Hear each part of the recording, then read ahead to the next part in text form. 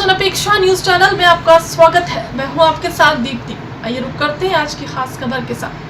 मध्य प्रदेश कांग्रेस उपनेता प्रतिपक्ष हेमंत कटारे आज रीवा में आयोजित पत्रकार वार्ता में स्थानीय मुद्दों को लेकर जिला प्रशासन और भारतीय जनता पार्टी पर जमकर बरसे और आरोप लगाया। उन्होंने इस दौरान रीवा में नशे और अपराध सहित सरकारी जमीनों को बिल्डर्स को देने की बात कहते हुए पूर्व विधानसभा अध्यक्ष स्वर्गीय श्रीनिवास तिवारी को याद करते हुए कहा कि अगर उनके जैसा कोई यहाँ होता तो ऐसा न होता। साथ ही उन्होंने डिप्टी सीएम राजेंद्र शुक्ल पर गंभीर आरोप लगाते हुए मीडिया के माध्यम से पूछा कि राजेंद्र शुक्ल असली ब्राह्मण है या नकली। उपनेता प्रतिपक्ष कांग्रेस हेमंत कटारे आज पत्रकारों से चर्चा करते हुए कहा कि भाजपा ने विधानसभा में ऐलान किया, पूरे मध्य प्रदेश में चेक पोस्ट बंद कर दिए गए। सभी ने जमकर तालियां बजाई। चेक पोस्ट को तो बंद कर दिया, लेकिन एक नया क्रम शुरू कर दिया। चेक पॉइंट का जहां मन पड़ा वहीं वसूली शुरू कर दी। ये हाल है ट्रांसपोर्ट विभाग का। उन्होंने कहा यहाँ कॉर्पोरेट लूट मची है। बेशकीमती जमीनें कौड़ियों के दाम पर बेची जा रही है। ये कांग्रेस के घर ईडी भेजते हैं। एक बार इनके घर ईडी पहुंच जाए तो अकेले रीवा में इतने मामले होंगे जितने देश में नहीं।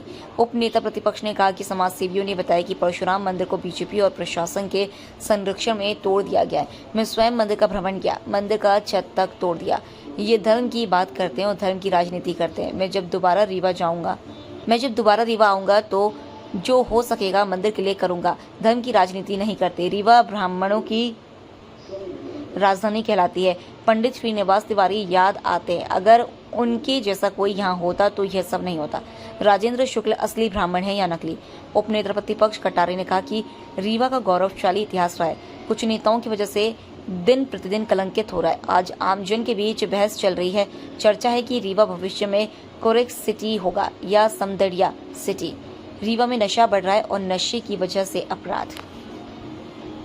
रीवा का बड़ा गौरवशाली इतिहास रहा है और दुर्भाग्य की बात यह है कि ये गौरवशाली इतिहास जो है अब कुछ नेताओं की वजह से धीरे धीरे दिन प्रतिदिन कलंकित हो रहा है।